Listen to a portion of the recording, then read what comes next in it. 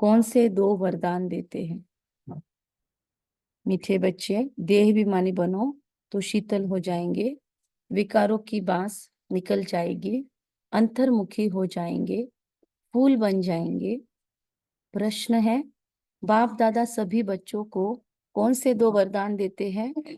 उन्हें स्वरूप में लाने की विधि क्या है? कौन से वरदान देते हैं बाबा हमें? तो बाबा सभी बच्चों को शांति और सुख का वरदान देते हैं। कहते बच्चे, तुम शांति में रहने का अभ्यास करो।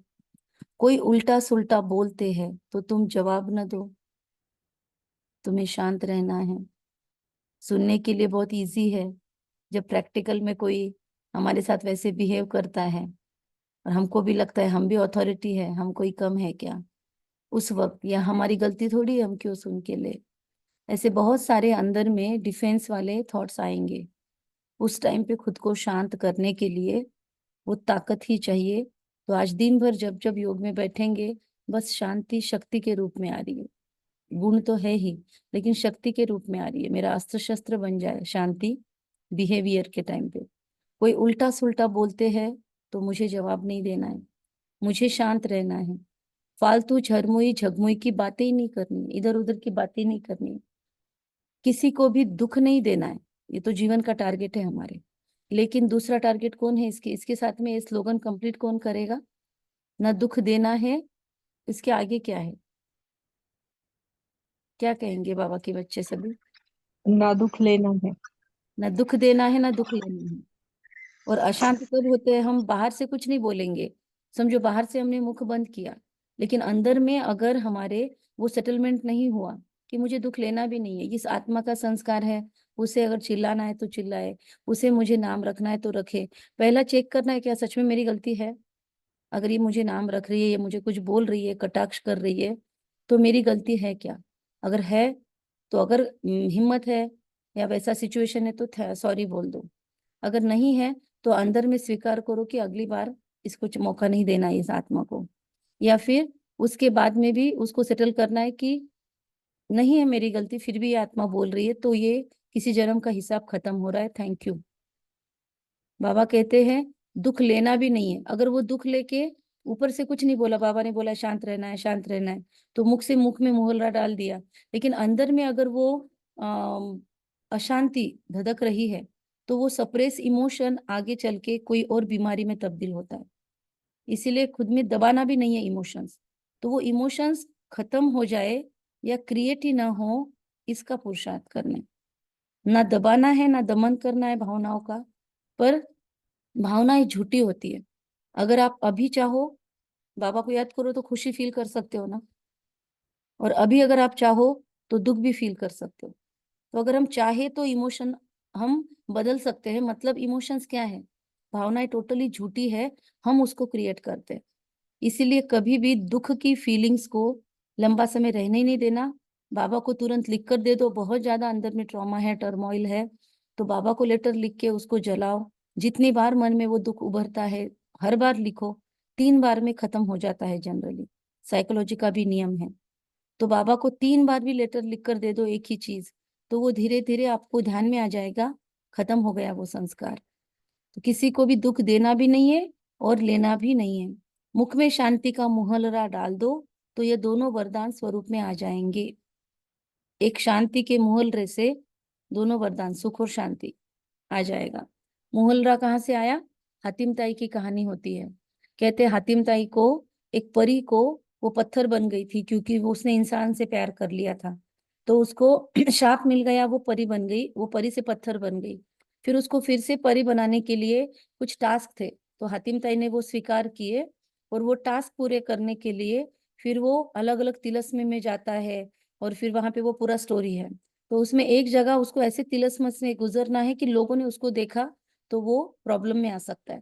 तो उसको वहां पे एक मुहलरा दिया जाता है किसी के द्वारा। मुहलरा मतलब एक कुछ डायमंड जैसा, कि वो मुख में रख लेना। वो मुख में रखा तो वो तिलस्मी है, जादू का है, तो आप गायब हो जाओगे, मिस्टर इंडिया हो जाओगे।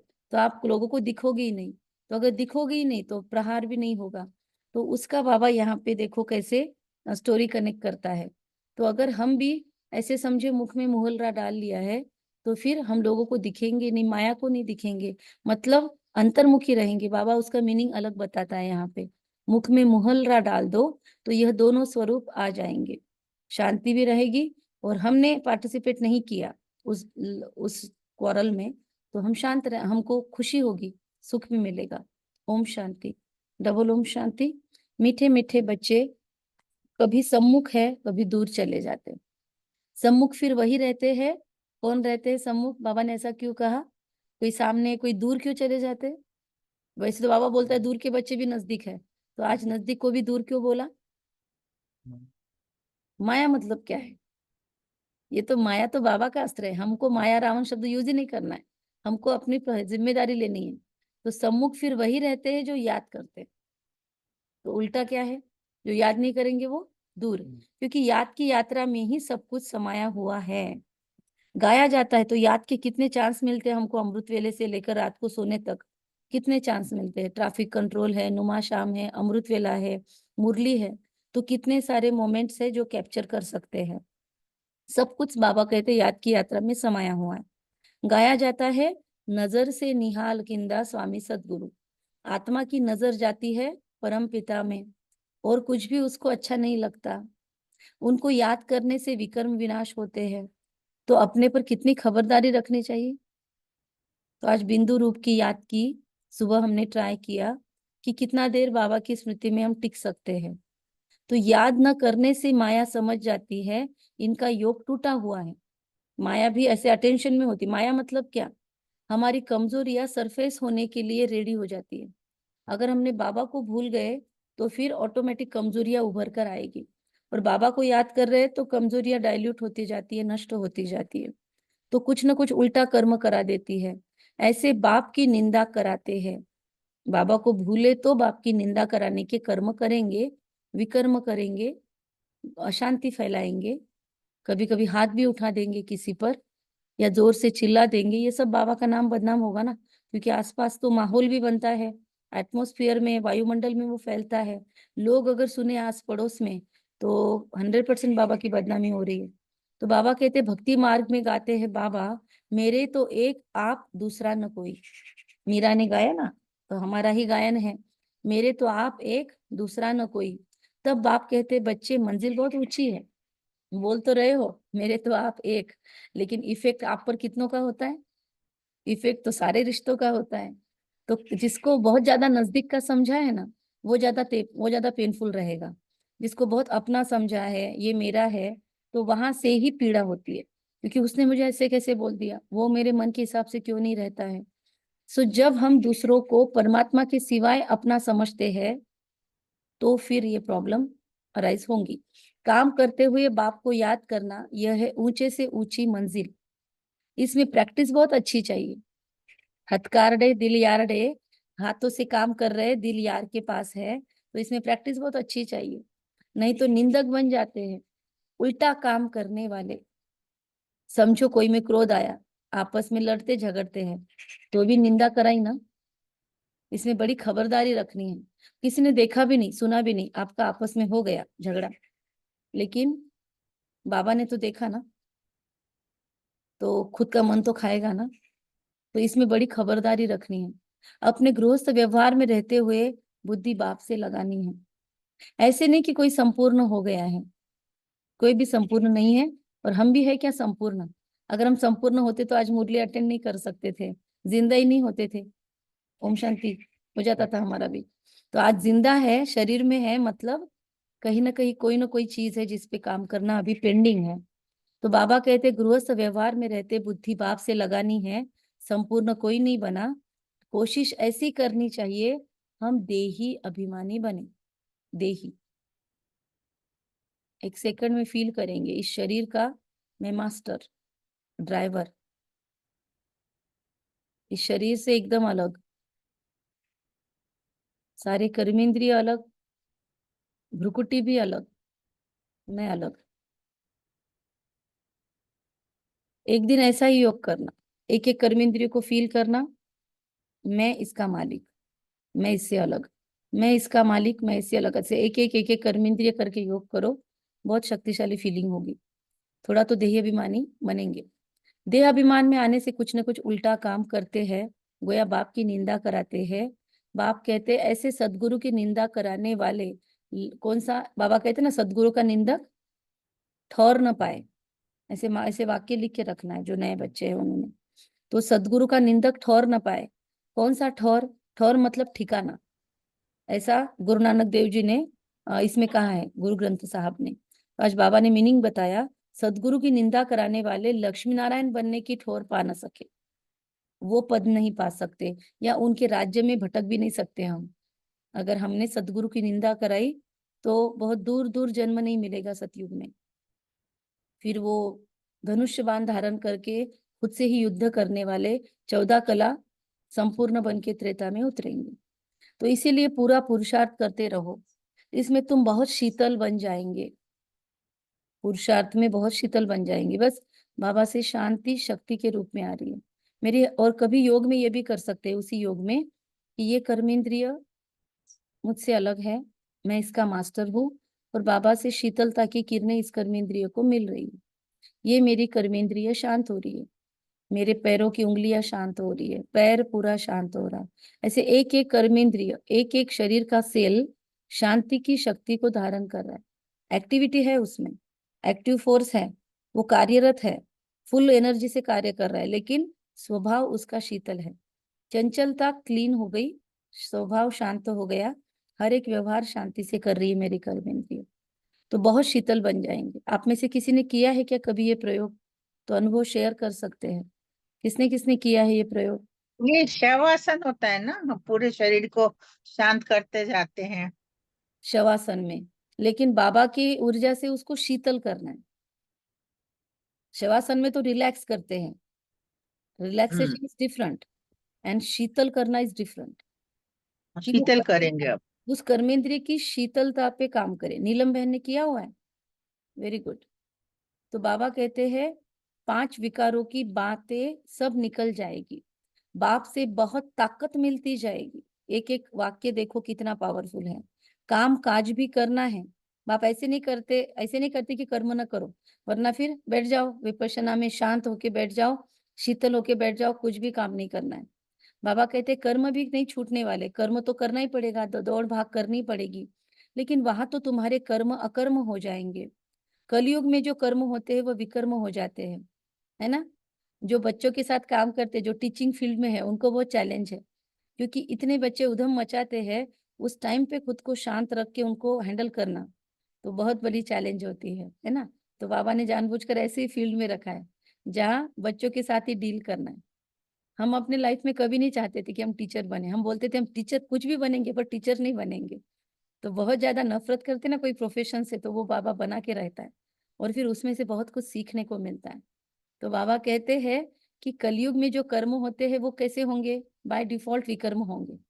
हमको अगर कलयुग में रह के श्रेष्ठ कर्म करने तो क्या करना होगा, हमको खुद को संगम में शिफ्ट करना होगा। संगम में शिफ्ट करना मतलब संगम के संस्कार धारण करने पड़ेंगे। अभी संगम युग पर तुमको सीखना होता है, वहां सीखने की बात नहीं है। यहाँ की शिक्षा कहाँ कहाँ की बात चल रही है, वहां सीखने की बात नहीं है। कहाँ पर? सतयुग में सीखने की बात नहीं है, और कलयुग में हम ईगो में होते हैं तो सीखते नहीं है। तो केवल संगम युग है सीखने का मौका। हम स्टूडेंटशिप में इस संगम युग पे है, हर किसी से सीख रहे हैं। इसलिए कल सभी ने गुरु पूर्णिमा सेलिब्रेट की ना, बहुत लोगों ने कल शाम में ज्वाइन भी किया, और सभी बच्चों ने भी किया। तो क्यों ये गुरु पूर्णिमा और ये सारे ओकेजन्स हमको रियलाइज करवा कर देते हैं कि कितनों से हमको सीखने को मिल रहा है। तो हर कोई हमारा गुरुपद ले रहा है, हर कोई सिखा रहा है, कुछ न कुछ वैल्यूएबल एडिशन हर आत्मा से हो रहा है। कोई भी हम बहुत बड़े नहीं बन गए हैं, बस सीखते रहना है, सीखने की वृत्ति। तो दत्तात्रेय जी ने कहा कितने गुरु किए, 12 किए। ब्रह्मा बाबा ने 12 गुरु किए, लेखराज थे तब। तो हमको भी 23 किए दत्तात्रेय ने। अच्छा 23 गुरु किए, ओके। और ब्रह्मा बाबा ने 12 गुरु किए। तो बाबा कहते मतलब कुत्ते को भी गुरु बनाया, मतलब हर किसी से सीखना। तो वहां सीखने की बात नहीं है सतयुग में, यहाँ ही शिक्षा वहां साथ चलेगी जो सीखा है यहाँ पर। तो बाप बच्चों को समझाते हैं कि बाहर मुक्ता अच्छी नहीं है। वैसे भी सोमवार का दिन अंतर्मुक्ता का दिन है, वर्किंग डे स्टार्ट होता है, और इसी दिन बाबा अंतर्मुक्ता बोल रहा है। तो वहां पे मधुबन में तो सोमवार के दिन बहुत पुराने भाई बहने मौन करते हैं, मतलब काम भी करते, सेवा भी करते और साइलेंस की भी प्रैक्टिस करते हैं। तो आप भी अपना कोई डे फिक्स कर दो, या फिर रोज के एक दिन तो मौन करना ही है। हफ्ते में सबसे बात करो कि आज हमको आपका सहयोग चाहिए। अगर भक्ति मार्ग वाला घर है तो एकादशी का दिन ले लो, क्योंकि बहुत लोग मौनी एकादशी करते हैं, तो आपको सहयोग करेंगे। और दूसरा, रोज की दिनचर्या में भी कुछ अवर्स जो आपके बहुत पीक अवर्स है, जहाँ पे आपको बहुत ज्यादा लोगों से इंटरेक्शन करना है, वहां पे अंतर्मुखता धारण करने का टारगेट रखो। 1 घंटे से स्टार्ट करो, 2 घंटा, 3 घंटा, ऐसे हम कर सकते हैं। तो अंतर्मुखी भव, बाहर मुक्ता अच्छी नहीं है। वह भी समय आएगा जबकि तुम बच्चे अंतर्मुखी हो जाएंगे। हमारा अभी अंतर्मुक्ता का वो व्रत कम हुआ, लेकिन पहले हम 8 बजे तक मौन करते थे कंपलसरीली, बहुत सालों तक किया, और उसका इफेक्ट हमने देखा एंकरिंग पे, स्कूल में बच्चों से बात करते हुए, मेडिटेशन के प्रयोग में जो इफेक्ट्स हो रहे हैं ना, आज हमको ध्यान में आ रहा है कि ये कहाँ का इफेक्ट है, अंतर्मुक्ता का इफेक्ट है। तो बहुत ज्यादा इसकी प्रैक्टिस फिर से स्टार्ट करनी है। आज बाबा फिर से रिमाइंडर दे रहा है, कौन कौन करेगा आज से व्रत लेगा, और ये मन में फील करके हाथ खड़ा करना कि मैं जितना सबके सामने एक्सप्रेस करती हूँ, मेरा व्रत और दृढ़ होता है ना। तो जितनों ने भी हाथ खड़ा किया समझो, तो आप लोग उनको कहो तथास्तु, सफलता मूर्त भव। कौन कौन करेगा अंतर्मुक्ता का व्रत आज से कम 1-2 घंटे से स्टार्ट करेगा? ओके, तथास्तु, तथास्तु, सफलता मूर्त भव। तो वह भी समय आएगा जब तुम बच्चे अंतर्मुखी हो जाएंगे, सिवाय बाप के और कुछ याद नहीं आएगा। तुम आए भी ऐसे थे, कोई की याद नहीं थी। जब आए थे सबसे पहला जन्म फील करो सतयुग में, अभी तो सतयुग ही फील करेंगे। सतयुग में सतयुगी देवी देवता माँ के पेट में से आए हम बाहर, तो यहाँ पे तो कोई भी, बाबा कहते हैं, याद नहीं है किसी की भी। इस जन्म में आते हैं तो यादें होती है, पिछले जहां से मृत्यु हुई है हमारी, वहां की यादें बच्चा लेके आता है। इसलिए बचपन में उसके ऑर्गन डेवलप हो जाते हैं, है ना, लेकिन 1.25 साल तक या उसके पहले तक बच्चा बोलता नहीं है। कहते हैं 3 साल तक उसकी पिछले जन्म की मेमोरी एक्टिव रहती है, तब तक उसको पूछा जाए तो वो बता सकता है कहाँ से आया था, क्या है, पर वो बोलता नहीं है, क्योंकि उसको पिछला सारा जन्म याद होता है। और इसीलिए छोटा बच्चों को तो पूरा याद होता है, तब तो ऑर्गन उतने डेवलप नहीं होते उसके, लेकिन वो बीच बीच में ही रोता है, बीच में ही हंसता है, तो यादें लेकर आता है। तो गर्भ से जब बाहर निकले तब पता पड़ा, फिर हमने उनको, हम सिखाते ना, बोलो मम्मी, बोलो पापा, तुम्हारा नाम क्या है, तो बार बार उसको हैमरिंग करके इस जन्म से कनेक्ट किया जाता है, पिछला भूल जाता है। तो ये फलाना है, ये फलाना है, ये हमारे माँ बाप है। तो फिर अब जाना भी ऐसे है। कैसे जाना है, कैसे आए थे, बगैर कोई स्मृति के। तो यहाँ सबकी स्मृतियां माइंड से डिलीट करके जाना है, पूरा चिट्ठा साफ करके जाना है। तो इसीलिए हम क्या कर रहे हैं, विकर्म विनाशक योग का उद्देश्य भी वही है। 63 जन्म का हीलिंग उसी लिए कर रहे हैं अमृत वेला बैठ बैठ के, ताकि मन में से क्लीनिंग होता जाए। हम एक बाप के हैं और कोई उनके सिवाय बुद्धि में याद ना आए। तो आप में से जो भी अमृत वेला ज्वाइन कर रहे हैं ना, अपना अनुभव थोड़ा सा आप लोग ग्रुप में शेयर करो, मुरली चिंतन ग्रुप में, ताकि दूसरों को उसका एहसास हो कि क्या फायदा हो रहा है। तो जब मिलेगा ना फायदा, तो दूसरों को इंस्पिरेशन मिलेगी। और हमारी कुछ बहनें और कुछ हमारी सोल्स है जो सेवा कर रही है, अमृत वेले सबको कॉल भी करके उठा रहे हैं, तो कितनी बड़ी सेवा है। भल टाइम पड़ा है, परंतु पुरुषार्थ तो पूरी रीति करना चाहिए। शरीर पर तो कोई भरोसा नहीं है, शरीर पर है भरोसा। आज आपकी मुरली चला रहे हैं, अगले बुधवार मिलेंगे कि नहीं आपको गारंटी नहीं है। तो कोशिश करते रहना चाहिए। घर में भी बहुत शांति हो, क्लेश नहीं। अभी ऐसी ऐसी मौतें सुनाई दे रही है कि बस, अभी क्रिकेट मैच का फाइनल देखने गए किसी दोस्त के यहाँ पे, और फ्लैट में से बाहर आए, नीचे उतरे, और वो सीढ़ियां होती है फ्लैट में, उसको रीलिंग नहीं है, बस वहां से नीचे गिर गए, बस हो गया, खत्म। वो मेरी गायत्री बहन और मेरे मासी का लड़का ही था, कजिन। यस, तो बहुत ऐसी डेथ हो रही है, इतनी इतनी डेथ। फिर किसी के डेथ में आए, बस रोड क्रॉस कर रहे हैं, 12वें पे आए, 3रे पे आए, रोड क्रॉस कर रहे इधर से उधर, और ट्रक आया और घसीटता हुआ लेके गया, वहीं पे ऑन द स्पॉट खत्म। तो ऐसी अचानक वाली मृत्यु। गए कहाँ, लोनावला घूमने के लिए गए, और एक साथ फैमिली की फैमिली स्वाहा। तो न जाने कौन कहाँ कहाँ पर, एक ही कपल गया घूमने के लिए। अब सोचो, गाड़ी में सब सामान रख के सब निकले, और वो ड्राइवर तो वेट ही करता होगा, ये तो इधर हो गया, राम नाम सत्य है। तो बाबा कहते हैं ऐसी अचानक की मौतें अब शुरू हो गई हैं। अभी तुम रहते हो कांटों के बीच, फूलों के बीच में नहीं हो। कांटों के बीच रहकर फूल बनना, कांटों का कांटा नहीं बनना। बाबा अभी रिमाइंडर दे रहा है। तुम बच्चों को रहना बिल्कुल शांत है, शांति का वर्षा ले रहे हो ना। अभी तुम रहते हो कांटों के बीच में, फूलों के बीच में नहीं हो। कांटों के बीच में रह के फूल बनना है, तो चैलेंज तो है। फूल नहीं मिलने वाले हमको, शरीर पर कोई भरोसा नहीं है। ये बार बार याद रखेंगे ना तो शायद हमको मदद मिलेगी। आज सारा दिन हर एक को देखो और फील करो, मैं अभी हूँ, अगले क्षण नहीं रहूंगी, तो मेरा इसके साथ अभी का जो बिहेवियर है, इस आत्मा को वही याद रहेगा। तो ये मेरी अंतिम घड़ी है। मम्मा इसीलिए बार बार कहती थी हर घड़ी अंतिम घड़ी। तो ये मेरी अंतिम घड़ी है, उसकी नहीं मेरी समझना है। ये मेरी अंतिम घड़ी है, ये मेरी अंतिम घड़ी है। तो बाबा कहते कोशिश करते रहना चाहिए कि घर में बहुत शांति हो, क्लेश नहीं हो, किसी से वैर वैमनस्य, नफरत बैर नहीं हो। तो सबको माफ करो और माफी ले लो बस। अभी अभी इतनी प्रैक्टिस चल रही है होपोनोपोनो की दुनिया में। लोग पैसे भी कमा रहे हैं, लोग क्या क्या हीलर्स बन रहे हैं, लेकिन उनको परमात्मा का परिचय नहीं है। वो यूनिवर्स को भगवान मान रहे हैं। हम कितने भाग्यवान हैं, तो हमको तो करना ही चाहिए। तो बाबा कहते हैं कि तुम बाप को याद जितना करेंगे उतना शांत रहेंगे, कांटों का कांटा नहीं बनना है। तो आज की मुरली भी लैंडमार्क मुरली है, सारी मुरलियां ही बहुत पावरफुल है, जून और जुलाई। कोई उल्टा सुल्टा बोले, तुम शांति में रहो। आत्मा है ही शांत, आत्मा का स्वधर्म है शांत। तो अपना अपना चेक कर लो। तुम जानते हो अभी हमको उस घर में जाना है। कौन से घर में? कैसा है वो घर? शांति का सागर जहाँ रहता है वो घर, जिसको कहते हैं कि वहाँ डिवाइन पीस है, सुप्रीम लाइट है वहां पे, जो शांति धाम है। तो हमको उस घर में जाना है। 1 सेकंड में सभी जाके आएंगे, 5 सेकंड में।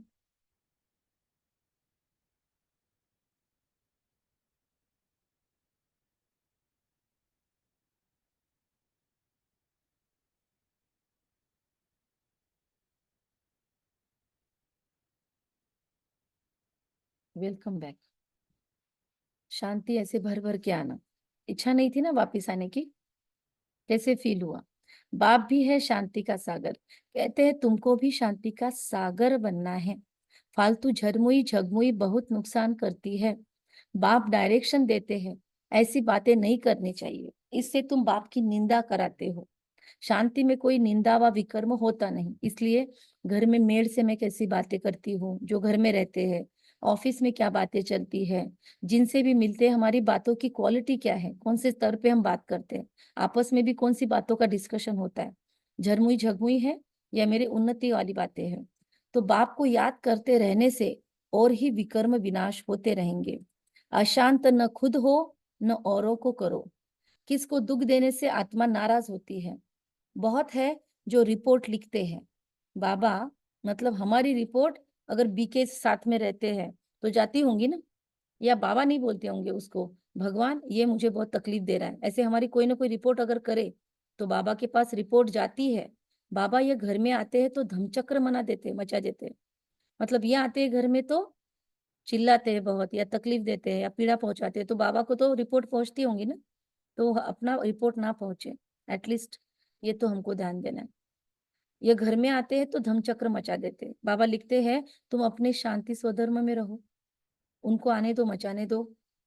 और आपको पता है ना, तो वो आते ही फील कर लो, शांति का मोहल्ला एक्टिवेट हो जाओ। मेरी शांति की शक्ति आवाहन है आपको, हाजिर हो। हातिम ताई की कहानी भी है ना, कहा मुख में मोहल्ला डाल दो, आवाज निकलेगा ही नहीं, बोल ही नहीं सकेंगे। तुम बच्चों को शांति में रहना है।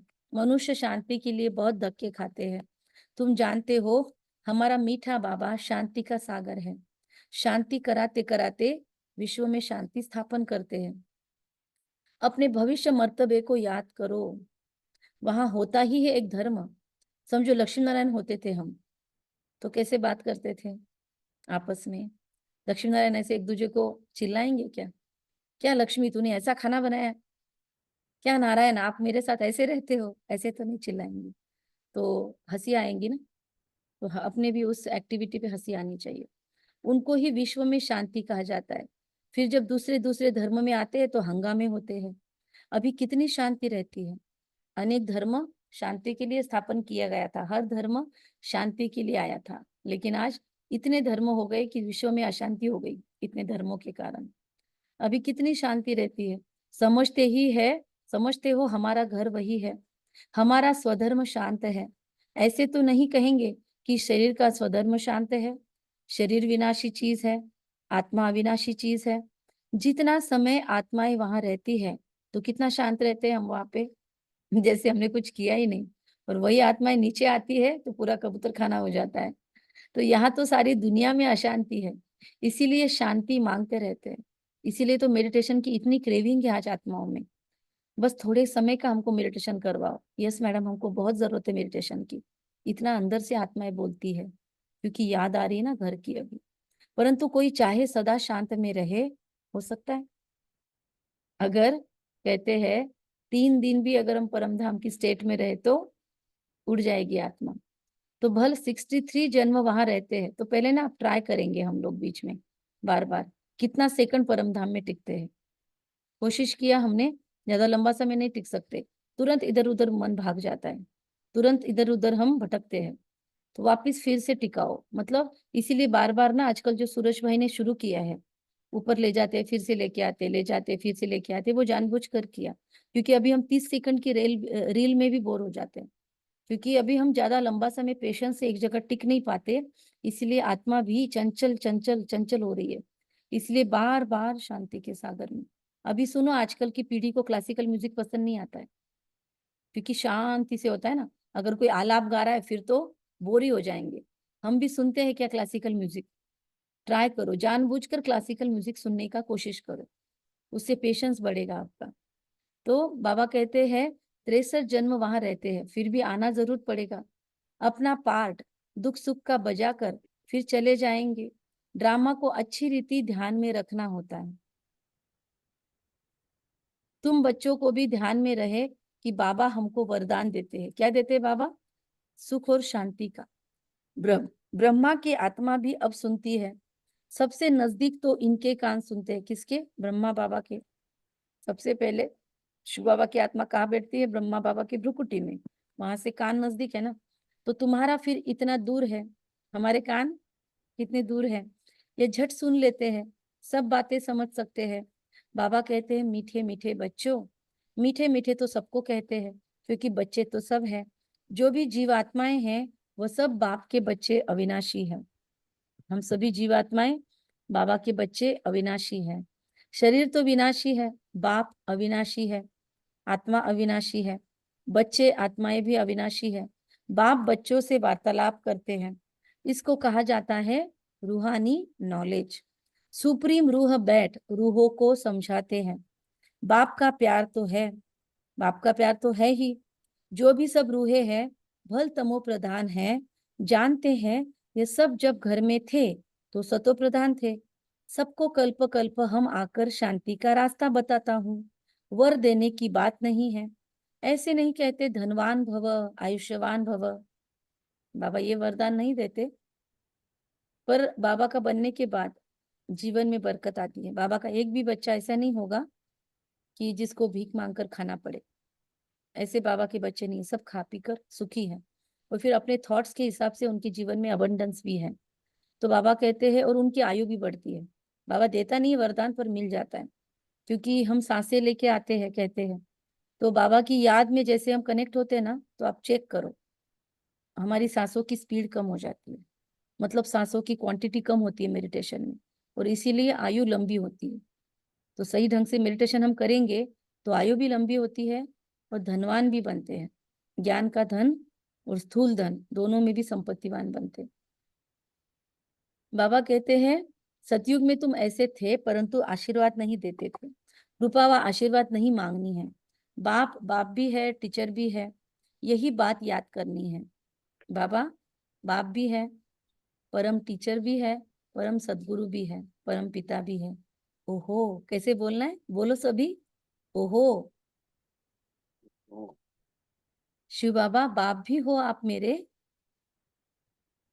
सभी बोलेंगे, बोलो ओहो। बाबा बाबा आप मेरे बाप भी हैं, आप आप मेरे मेरे बाप बापू हैं, टीचर भी हैं टीचर भी है हो और ज्ञान के सागर भी हो। ज्ञान और के ज्ञान साथ के सागर भी I love you Baba. I love you, बाबा। मीठा बाबा, मीठा बाबा प्यारा बाबा, प्यारा बाबा मेरा बाबा, मेरा मेरा बाबा बाबा। शुक्रिया बाबा। शुक्रिया बाबा। शुक्रिया बाबा कहते हैं जिससे तुम चक्रवर्ती महाराजा महारानी बनते हो, तो बाप ही बैठ अपना और रचना के आदि मध्य अंत का ज्ञान सुनाते हैं, जिससे तुम चक्रवर्ती महाराजा बनते हो। ये सारा ऑलराउंड चक्र है। इसीलिए बाबा चक्रवर्ती बनने के लिए 5 स्वरूप का अभ्यास करो, 5 स्वरूप का अभ्यास करो बोलते हैं। ऑटोमेटिक चक्र घूमते हैं हम। 5 स्वरूप के अभ्यास में सबसे पहले सतयुग, फिर सतयुग से त्रेता युग, त्रेता युग से द्वापर में देवी देवता स्वरूप, पूज्य स्वरूप, फिर कलयुग अंत में बहुत श्रेष्ठ भक्त, फिर बाबा की गोद, फिर संगम युग में, फिर मधुबन के चारों धाम, और फिर परम धाम में बीज रूप अवस्था। तो ये सृष्टि चक्र पूरा होता है ना 5 स्वरूप में। तो बाबा कहते हैं ऑलराउंड चक्र है ना। बाप समझाते हैं इस समय सारी दुनिया का ऑडियो ऑन है, मोनिका बहन ऑडियो ऑफ कीजिए। बाप समझाते हैं इस समय सारी दुनिया रावण राज्य में है। रावण सिर्फ लंका में नहीं है। श्रीलंका में जाकर भी देखा तो वहां कोई रावण नहीं है। अभी लंका सारी दुनिया में है। हमारे सब में विकार व्याप्त है, तो रावण सब में व्याप्त है, आज सर्वव्यापी हो चुका है। यह है बेहद की लंका। रावण सर्वव्यापी कह सकते हैं, शिव बाबा नहीं है सर्वव्यापी। तो यह है बेहद की लंका, चारों तरफ पानी है। ये विश्व के अंदर भारत या कोई भी धरती जो है ना, ये क्या है, टापू है ना। आसपास देखो कितना % पानी है। तो बाबा कहता है ये बेहद की लंका है, चारों तरफ पानी है। सारी लंका रावण की थी, तो मतलब इस टापू के ऊपर रावण का राज्य था, ऐसा मीनिंग है उसका। तो अब फिर राम की बनती है। लंका तो सोने की थी ना, वहां सोना बहुत होता है। एक मिसाल भी बताते हैं, तो सतयुग त्रेता युग में सोना बहुत था और उसी के ऊपर विकारों ने राज्य स्थापित किया। तो बाबा कहते हैं इसीलिए सोने की लंका पर रावण का राज्य। वहां एक सोने की ईंट देखी, ध्यान में गए बाबा के बच्चे कोई, और ध्यान में गए तो उनको सोने की ईंट दिखी, तो उनके मन में क्या थॉट आया, लेके जाए। तो यज्ञ में उस टाइम बेगरी पाठ चलता था और बाबा सब बच्चों को साक्षात्कार करवाते थे। तो उसको लगा यज्ञ का बेगरी पाठ थोड़ा कम होगा, हम सोने की ईंट लेके जाते। नीचे आए तो बोला बाबा मैंने तो लेके आई थी पर मैं आई नहीं यहाँ पे। तो कैसे आएगी, वो तो ध्यान की बात थी। तो जैसे यहाँ मिट्टी की है वहां सोने की ईंटें होगी। आपको वो वीडियो भेजा था ना, हाँ 1 मिनट अपना किसी का बरोबर ऑडियो आहे. ऑन है, प्लीज ऑडियो म्यूट करें। बाबा कहते हैं तो उन्होंने ख्याल किया कि सोने की ईंट लेके जाए, तो कैसे कैसे नाटक बनाए हैं। भारत तो नामी ग्रामी है और खंडों में इतने हीरे जवाहर होते नहीं। बाप कहते हैं मैं सबको वापस ले जाता हूँ गाइड बन करके। चलो बच्चे अब घर जाना है, चलो उठो सभी, घर चलना है। आत्माएं पतित है, पावन होने बिगर घर जा नहीं सकती। पतित को पावन बनाने वाला एक बाप ही है। तो उठो, खड़े हो जाओ पुरुषार्थ में, अपने पुरुषार्थ में लग जाओ, बाप लेने आया है।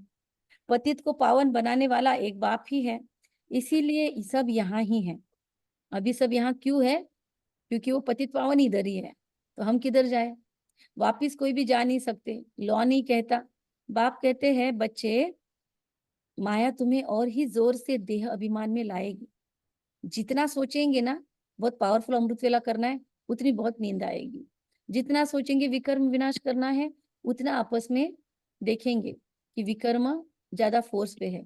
जितना आज हमने व्रत लिया ना शीतल बनेंगे, उतनी ज्यादा आज आ सकती है परीक्षाएं। ऑल द बेस्ट, सफलता मूर्त भव, निर्विघ्न भव। ओके। तो बाबा कहते हैं उतना ही ज्यादा देह अभिमान में माया लाएगी। माया मतलब कमजोरियां सरफेस होगी, ऊपर आएगी, और उस टाइम पे बाबा को सपुर्द कर दो। बाबा देखो मैंने क्या व्रत लिया और क्या हो रहा है। बाबा देखो मेरे अंदर हलचल चल रही है। बाबा मेरे अंदर गुस्सा आ रहा है। बाबा ये देखो अशांति के संस्कार उभर रहे। Baba accept it. Baba take my charge. और सरेंडर बुद्धि से चेक करेंगे, बाबा मदद करेगा। बाप को याद करने नहीं देगी माया, तुमको खबरदार रहना है। योग में बैठेंगे बहुत मुश्किलें आएंगी, तो बहुत प्रकार से योग कर सकते हैं ना, बाबा ने तो वैरायटी सिखाया है। नहीं योग लग रहा है तो सोमान लिखते बैठो, नहीं योग लग रहा है तो कुछ न कुछ चिंतन करो।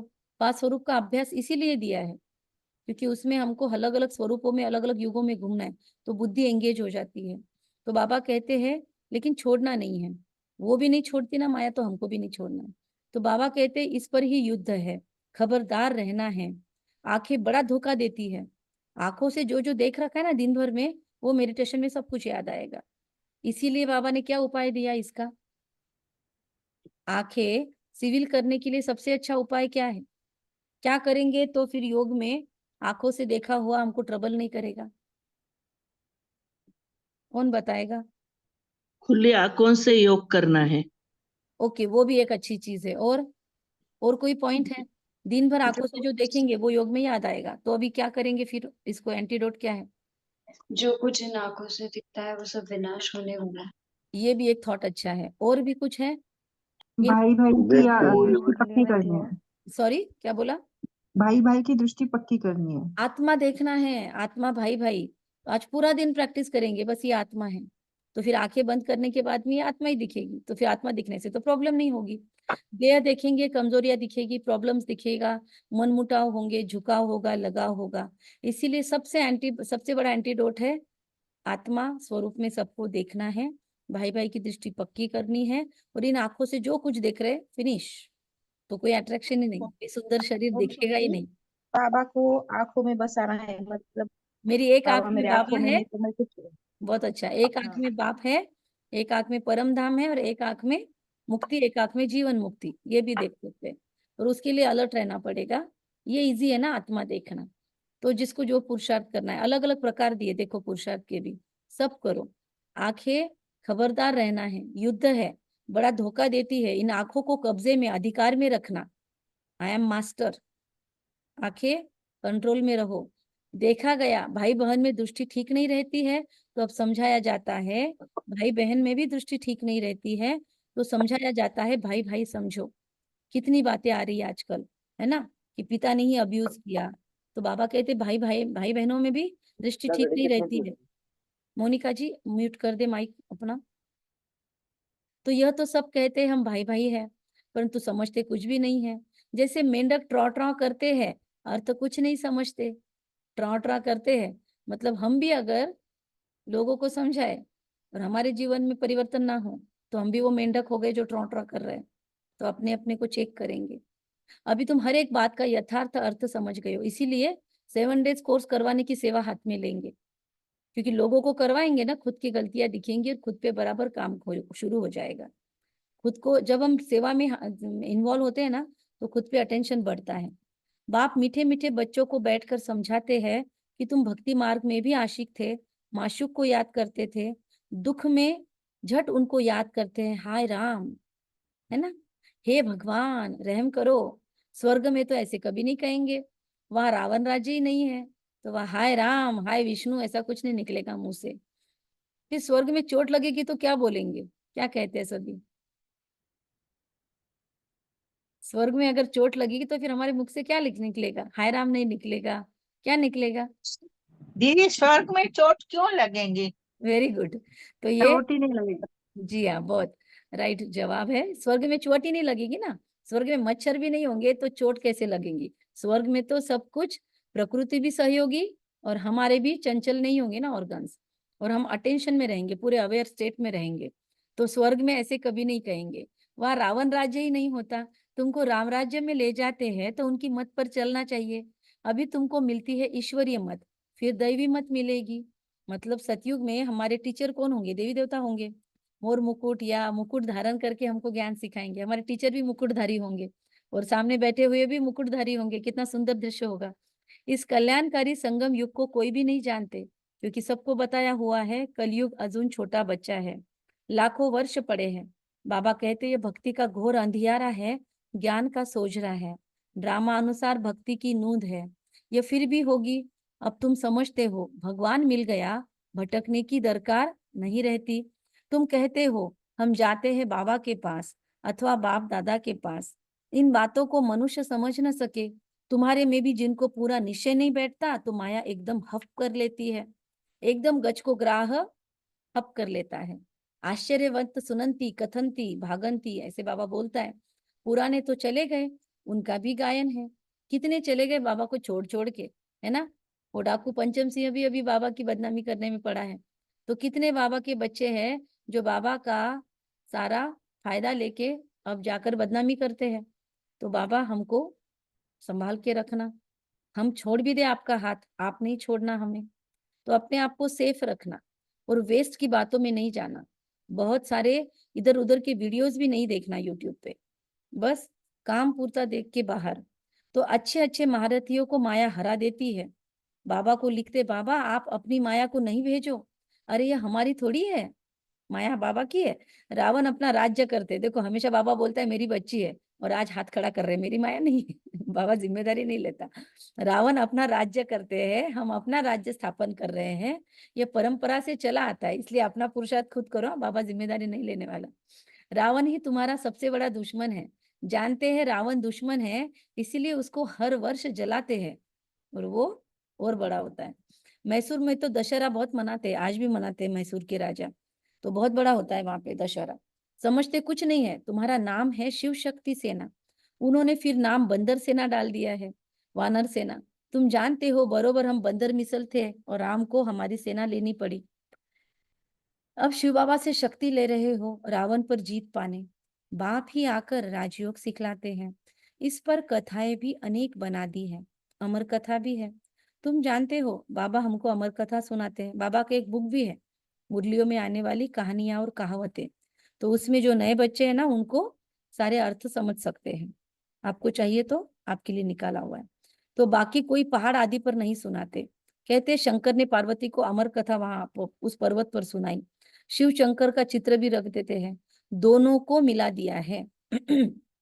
ये सब है भक्ति मार्ग। दिन प्रतिदिन सब तमो प्रधान होते गए हैं। सतो प्रधान से सतो होते हैं तो दो कला कम होती है। त्रेता को भी वास्तव में स्वर्ग नहीं कहा जाता। बाप आते हैं तुम बच्चों को स्वर्गवासी बनाने। बाप जानते हैं, क्या जानते हैं बाबा? ब्राह्मण कुल और सूर्यवंशी चंद्रवंशी कुल दोनों स्थापन हो रहे हैं। रामचंद्र को क्षत्रिय की निशानी दी है। तुम सब क्षत्रिय हो ना, जो माया पर जीत पाते हो। कम मार्क्स में पास होने वाले को चंद्रवंशी कहा जाता है, इसीलिए राम को बाण दे दिया है। हिंसा तो त्रेता में होती नहीं, राम जी ने कोई बाण से किसको मारा नहीं है। ये तो खुद के साथ खुद की युद्ध है। संयम एक युद्ध अपने विरुद्ध, वपु काळे ने बोला है सभी। तो गायन भी है, राम राजा राम प्रजा राम साहूकार है। तो जिए दाता जिए नगरी, ऐसा कुछ धर्म का उपकार है, ऐसा कहते हैं। परंतु ये क्षत्रियपन की निशानी दे दी है तो मनुष्य कंफ्यूज होते हैं, मूंझते हैं। हथियार आदि होते नहीं, शक्तियों के लिए भी कटारी आदि दिखाते हैं, समझते कुछ नहीं। तुम बच्चे अभी समझ गए हो कि बाप ज्ञान का सागर है, इसीलिए बाप ही आदि मध्य अंत का राज समझाते हैं। बेहद के बाप का तो बच्चों पर लव है, वह हद के बाप का हो न सके। 21 जन्मों के लिए बच्चों को सुखदाई बना देते हैं, तो लवली बाप ठहराना।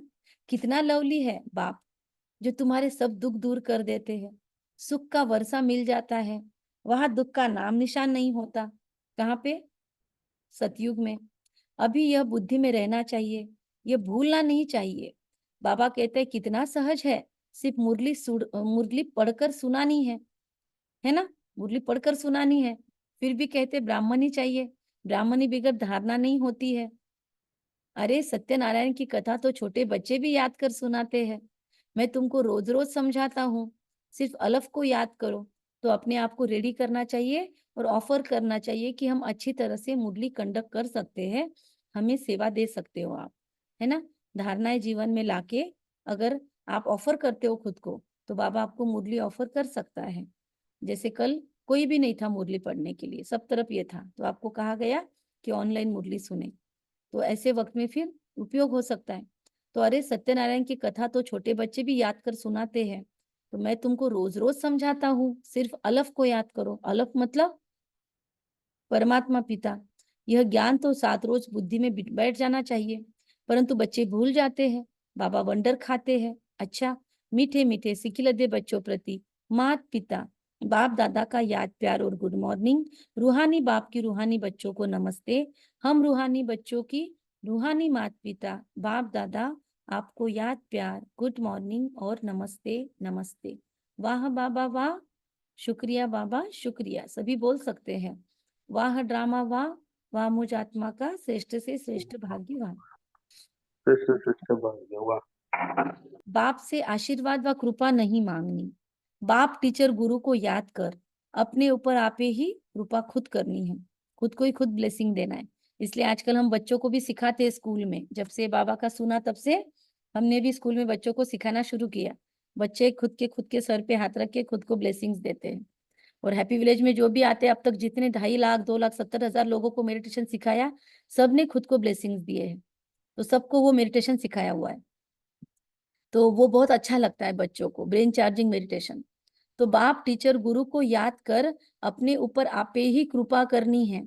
आज क्या करना है? खुद को शीतलता का वरदान देना है कि शीतल भव, शांत भव, माया से खबरदार रहना है।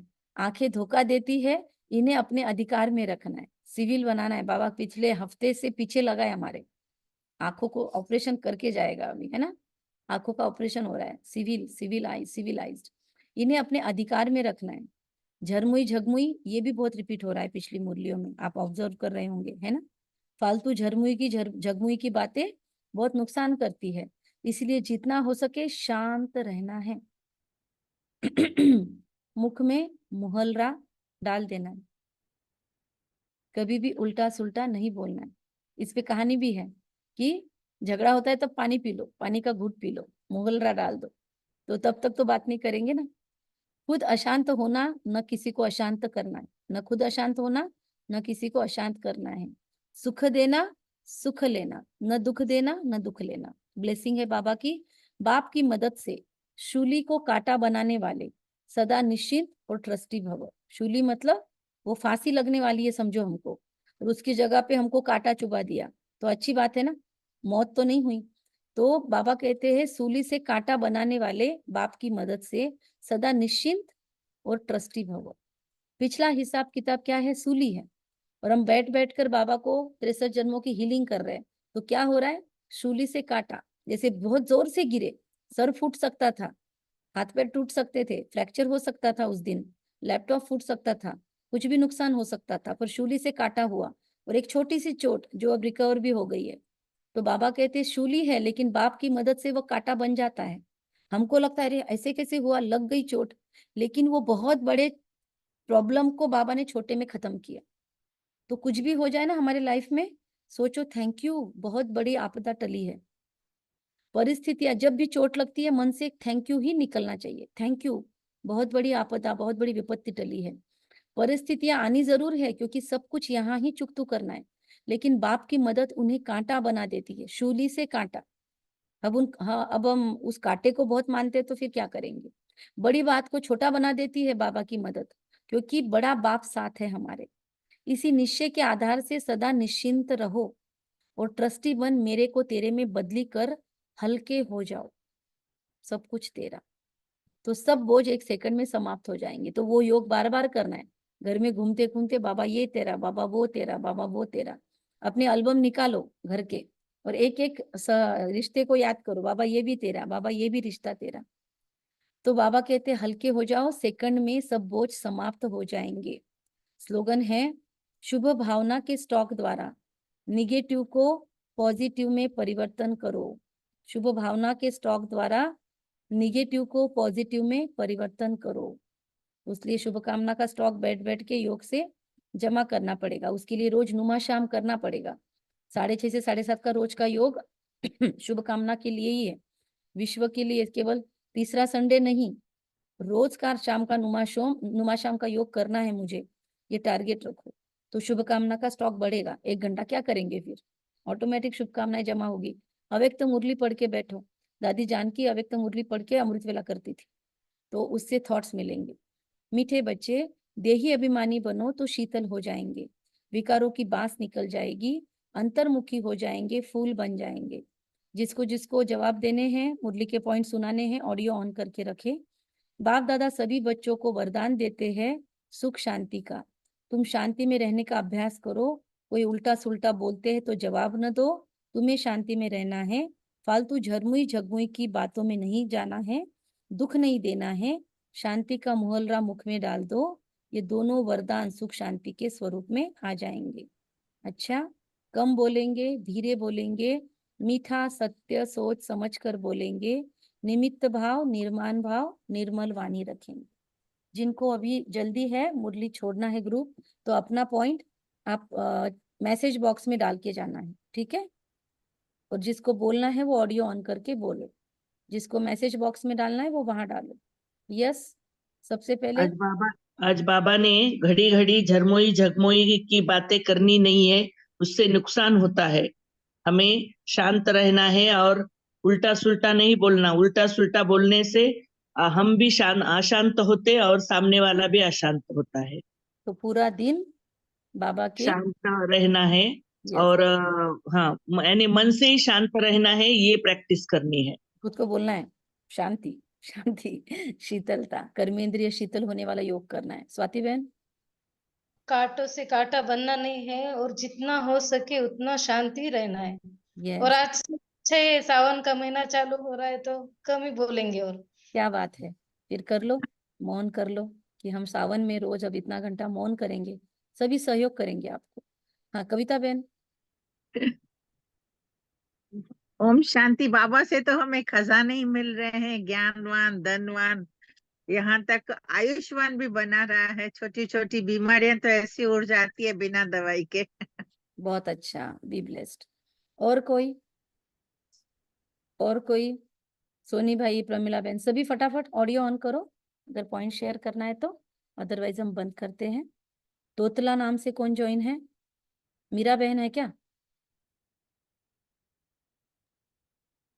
ओम शांति। अपनी आंखें सिविलाइज करनी है, जो देखा है उसके बारे में सोचना भी नहीं है, और अपने आंखों में बाप को बसाना है।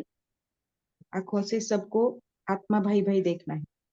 Yes, okay. तोतला ओम नाम से शांति कौन दीदी। ज्वाइन है? यस, हाँ बोलो नीलम बहन।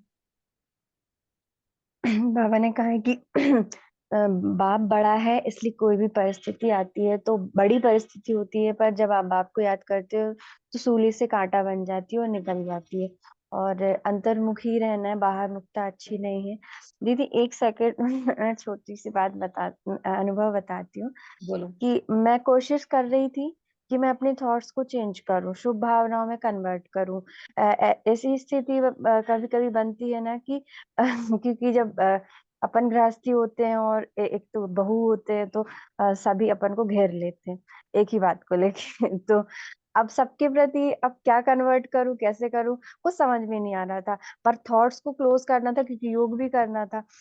तो एक ही बात याद आई, आपका भी क्लिक हुआ और बाबा की भी बात याद आई उस टाइम जब बाबा ने कहा था कि स्वदर्शन चक्र को फिराना है।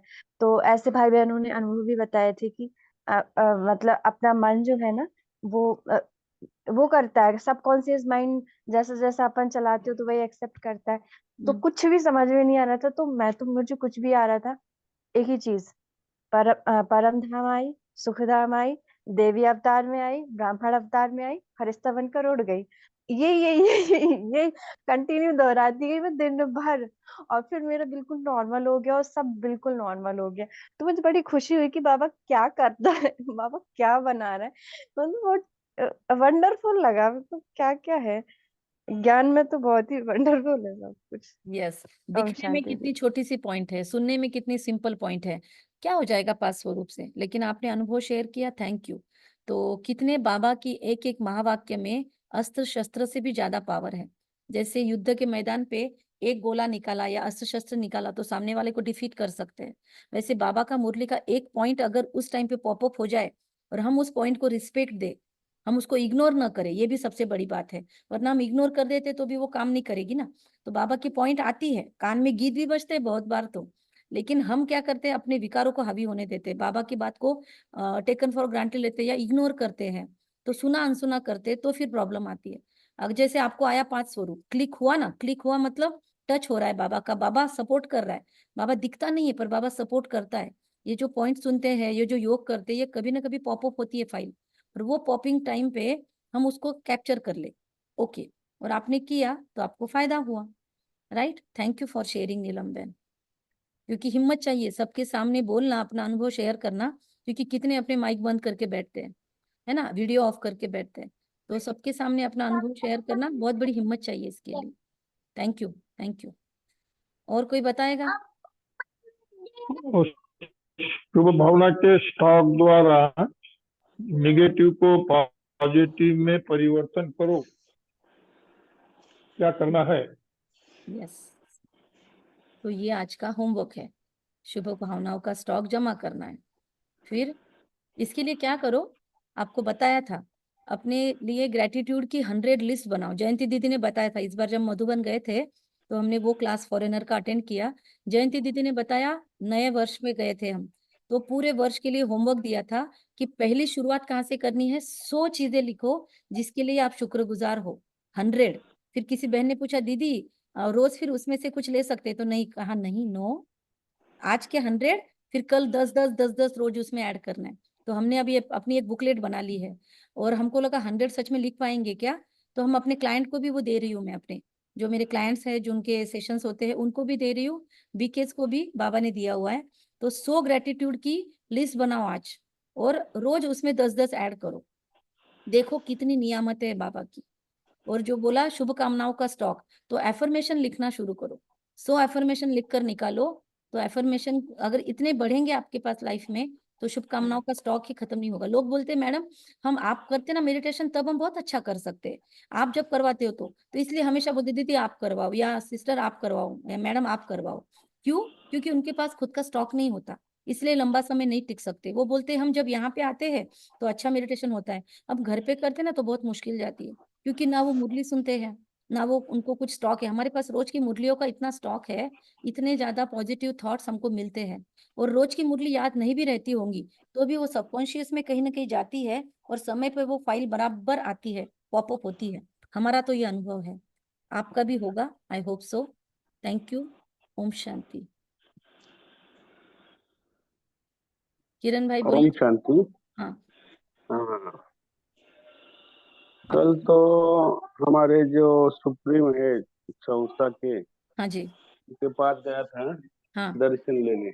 अच्छा, तो वो कभी किसी को बात नहीं करने देते, वही उनका ही सुनाते। उम्र भी ज्यादा है और कोई उनको काटता भी नहीं है। अच्छा, लेकिन मैंने टीचर ट्रेनिंग लिया तो कल हाँ, वो बता रहे थे, ये ऐसा वो ऐसा, वो ऐसा करता, वो ऐसा करता। तो मैंने संकल्प किया, बाबा को कहा मुझे इनको कुछ तो बताना है, वेरी इनका गुड, मुझे सुनना नहीं है। अच्छा, बाबा ने मुझे हिम्मत दी। मैं बोला, बापा साहब रुको थोड़ा सा, मैं क्या बताता हूँ पहले सुनो। अच्छा, रुक गए, तो उनको बताया, बापा साहब रात में सोने से पहले मेडिटेशन करना है। सुबह रात में ही सबको अगर कोई बात हुई हो तो उनको माफ कर देना है। किसी से अगर अपन ने गलती की तो माफी मांग लेना है। क्या तो बात, उनको मुहावरा भी सुना दिया। वो इस मैंने कुछ इस तरह जिंदगी को आसान कर दिया, किसी से माफी मांग ली, किसी को माफ कर दिया। तो बोले वो मेडिटेशन क्या होता है, मुझे बताओ सुबह में कैसे करते। वाह वाह बोला वाह, आत्मा और परमात्मा जो होते हैं ना, उनसे बात करनी होती है। तो बोले आपने कहाँ से सीखा? मैं बोला मधुबन से सीखा। बोले वहाँ क्या है? बोला बहुत अच्छा है। उनको एक दो अनुभव भी बताया, अनुभव के मधुबन के, और आपको एक बार लेके जाऊंगा ये भी बोला। बोले वेरी जरूर जरूर, मैं जरूर आऊंगा। बोले वेरी गुड। बाबा ने एक बड़ी सेवा करा ली कल। तो कल गुरु की सेवा कर दिया ना, आप रियल गुरु बन गए। बहुत अच्छा, सदगुरु से जोड़ दिया। उन्हें बीच बीच में अच्छे अच्छे पॉइंट्स शेयर करते रहो, मधुबन भी ले जाना उनको। तो हम आपको भेजते हैं मधुबन में, जब भी होंगे अभी रिट्रीट्स, तो ले जाओ उनको जरूर। और उनको अभी बीच बीच में एक बार अभी ओपन हो गया ना, तो फिर वो आत्मा सुनेंगी।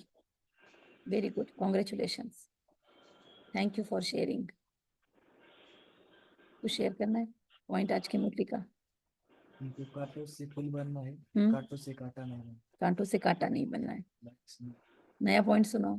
ये तो ये भी सुना दिया किसी ने, और नया पॉइंट सुनाओ। ओम अच्छा, शांति दीदी। ओम शांति बोलो इंदिरा बहन। 10 दिन के पहले मैं गिर गई थी। अच्छा, तो मेरे पैर में लगा, लेकिन हॉस्पिटल नहीं जाना पड़ा। मैं बोला थैंक यू बाबा, बहुत अच्छा। शुक्रिया बाबा। तो आप गिरे, आपका शरीर गिरा?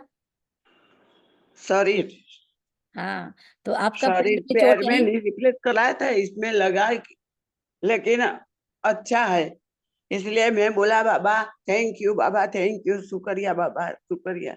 किसी जन्म का हिसाब खत्म हो गया है ना। हाँ उस पैरों को भी थैंक यू देना कि उसने वो दर्द सहन किया, आपके हाँ कर्मभोग मिटाने के लिए उसने खुद के ऊपर लिया। हाँ थैंक यू। Thank you. ओम शांति।